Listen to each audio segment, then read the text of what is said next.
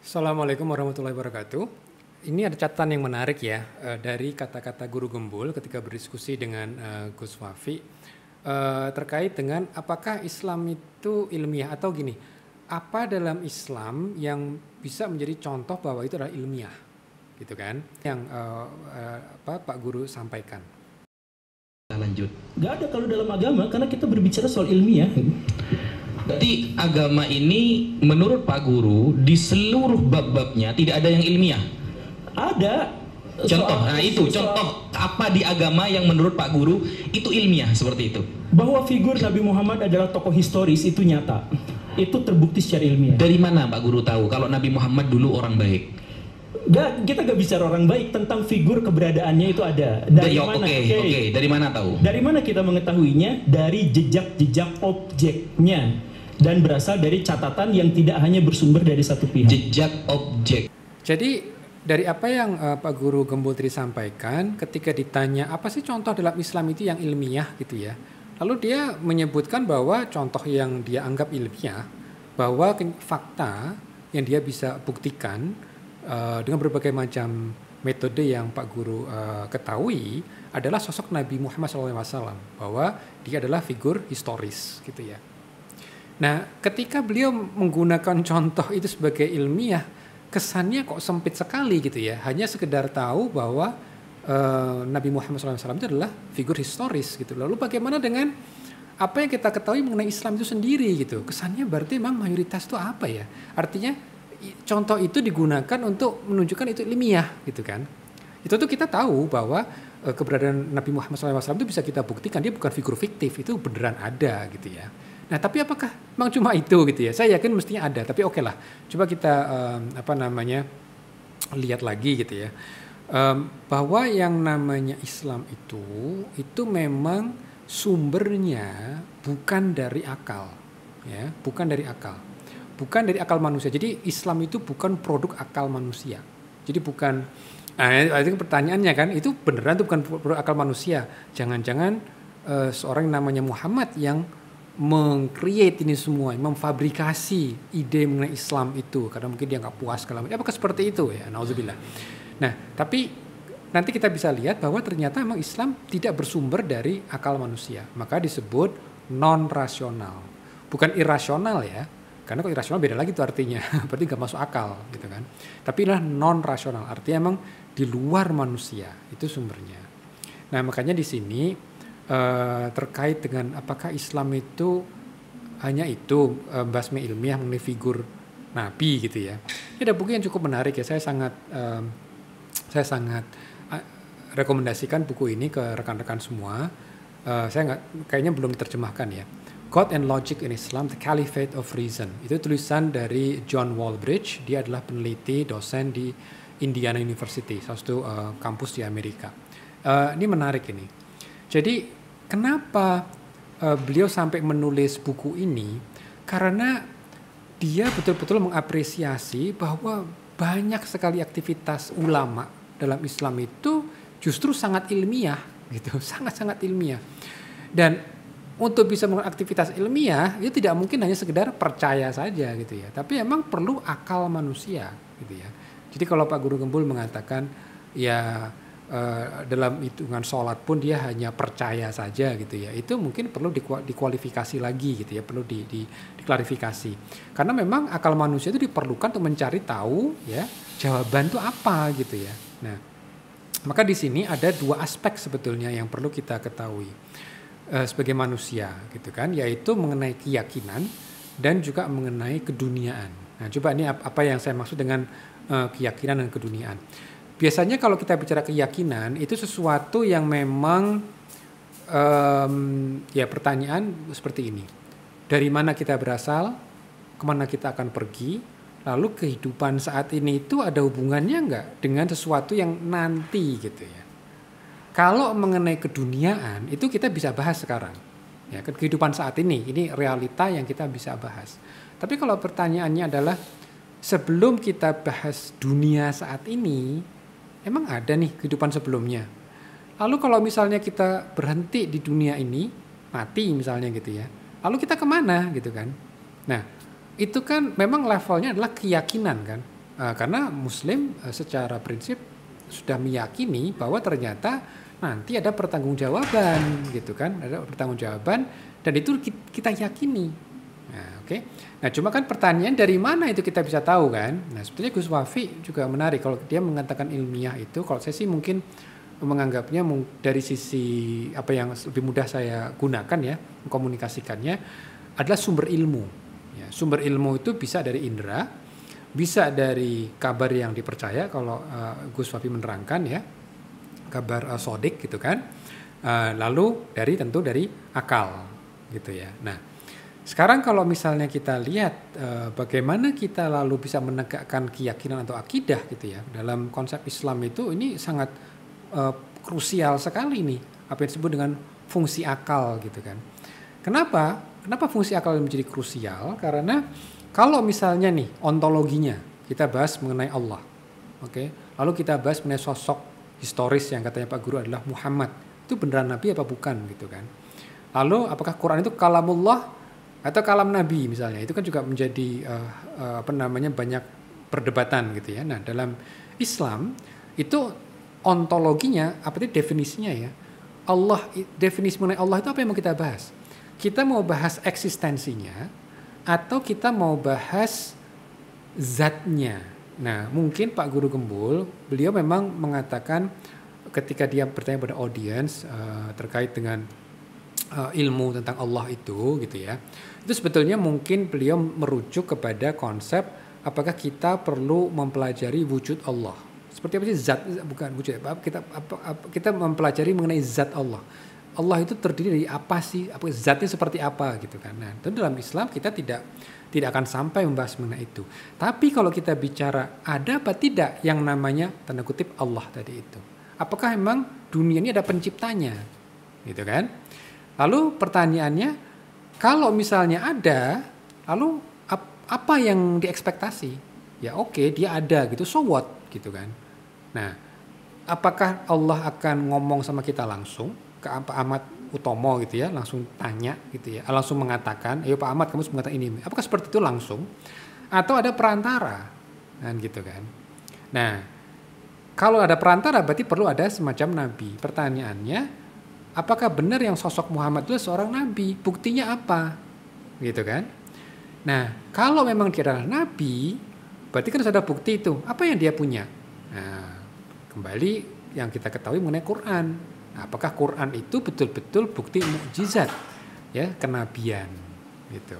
Nah, jadi ini semua adalah menggunakan akal semua ya. Ya kita nggak bisa mengatakan menggunakan Quran ya, karena nanti argumennya sirkular itu nanti nggak akan selesai. Dari mana kita tahu Allah itu ada di Quran gitu kan? Lalu dari mana kita tahu Quran itu ada? Ya karena ada Allah gitu kan.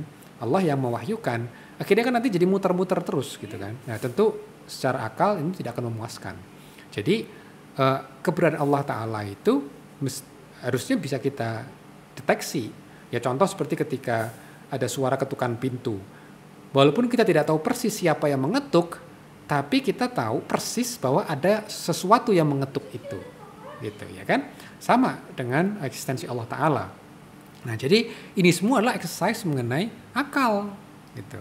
Nah, jadi dalam Islam ya, kalau kita bicara penegakan akidah gitu ya, itu memang tidak hanya sekedar asal percaya ya. Jadi memang dalam Al-Qur'an sendiri kan banyak sekali apakah kalian tidak berpikir gitu kan?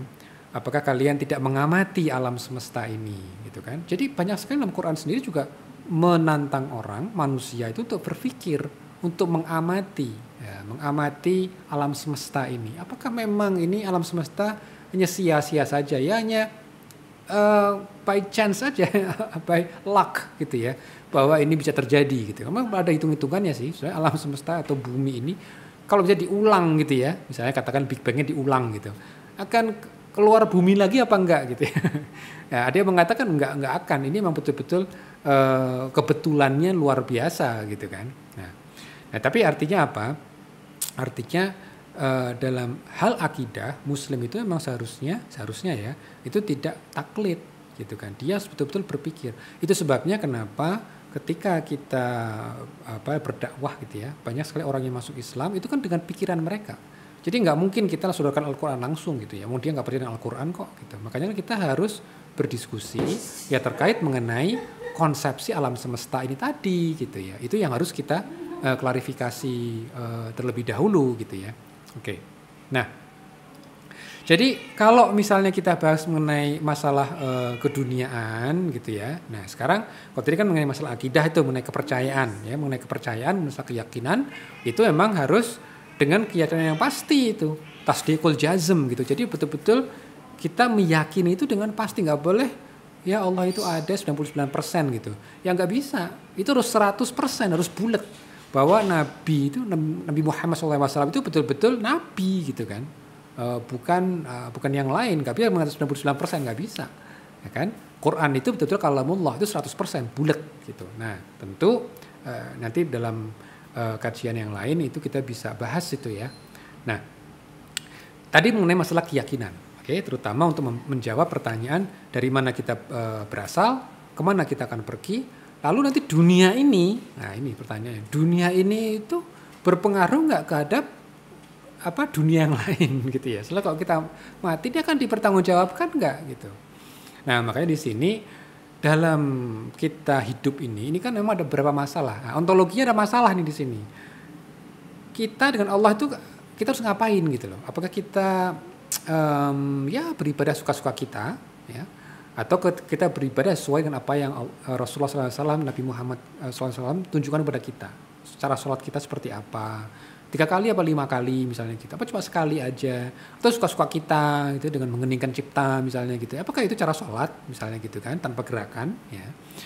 Lalu bagaimana dengan diri kita sendiri, nah, ketika kita misalnya buang hajat gitu misalnya, lalu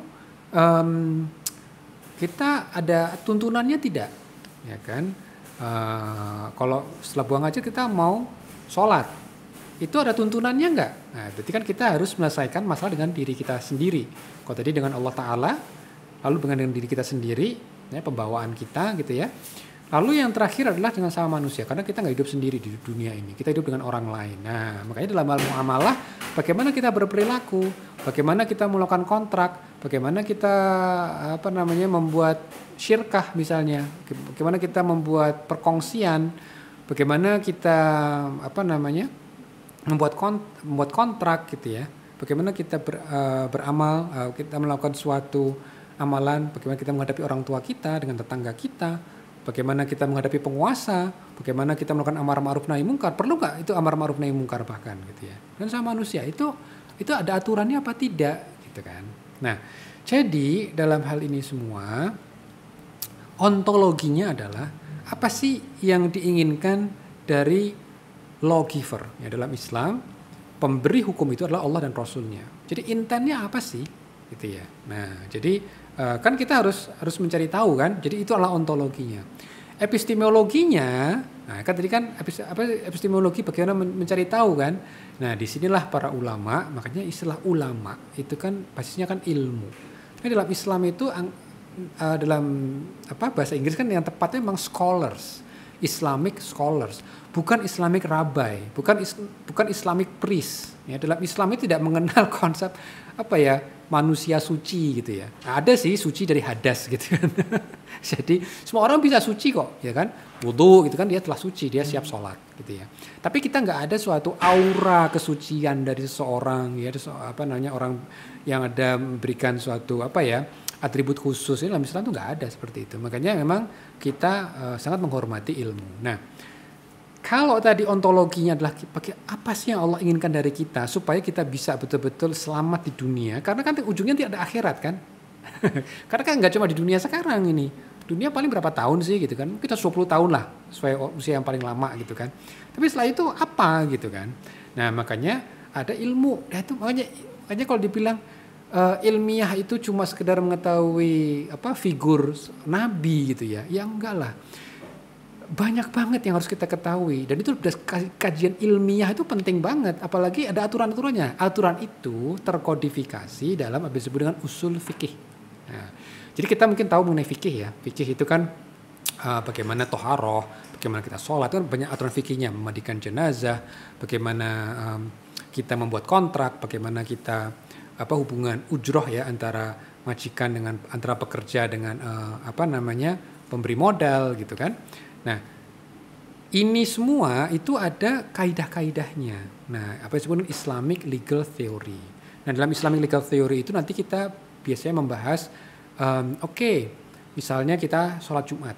Setelah sholat Jumat, fantasiru fil ard, bertebarlah di muka bumi. Nah, kalimat bentuk yang digunakan adalah kalimat perintah. Nah, pertanyaannya, apakah kalimat perintah ini wajib hukumnya? Apakah setelah sholat harus bertebaran gitu? Boleh nggak habis sholat kita duduk-duduk dulu gitu kan? Nah, jadi orang kalau misalnya membaca secara letterlek ya, ilmunya belum nyampe, dipikir wajib nih kita harus segera bertebaran, nggak boleh duduk-duduk gitu kan, ngobrol-ngobrol sama Pak Imam gitu ya. Nggak seperti itu juga. Makanya nanti ada konsep bahwa ternyata kalimat perintah dalam teks itu tidak selalu bermakna wajib. Bisa jadi itu sekedar anjuran atau sekedar ya pilihan aja gitu.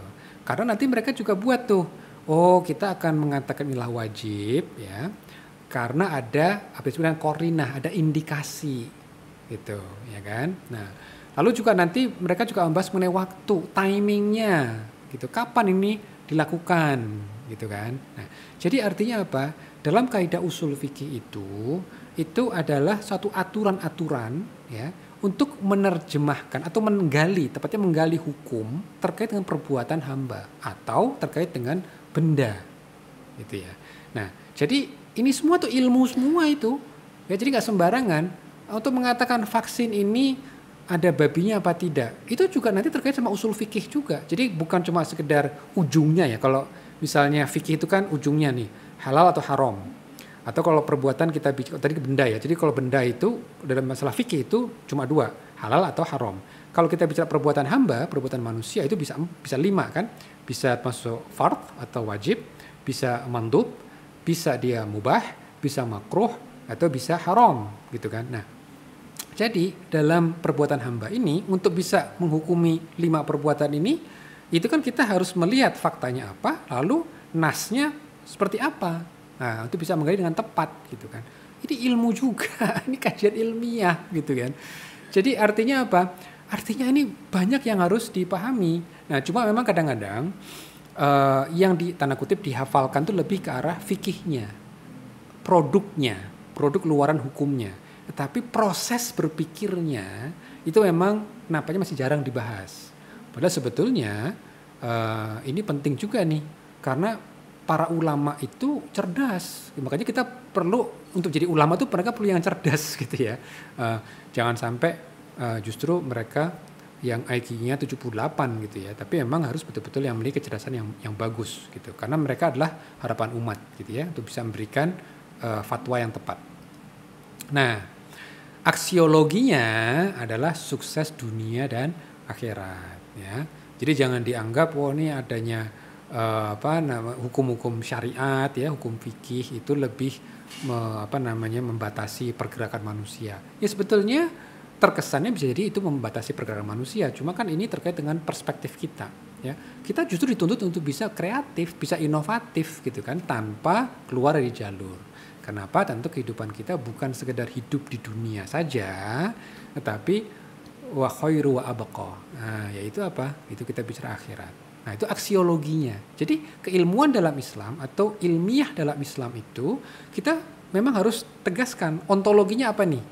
Lalu epistemologinya apa. Jadi ontologinya kita mau tahu hukum berdagang ini seperti apa. Lalu nanti epistemologinya bagaimana? Nah, kita nanti membaca hadis-hadis ya atau teks Al-Qur'an terkait dengan perdagangan misalnya. Nah, terakhir aksiologinya apa sih? Ya supaya dagangan kita berkah gitu kan, tidak terlibat riba misalnya gitu kan, supaya kita selamat dunia dan akhirat. Oke. Nah, saya ada satu kutipan yang menarik ya dari bukunya John Walbridge ini ya.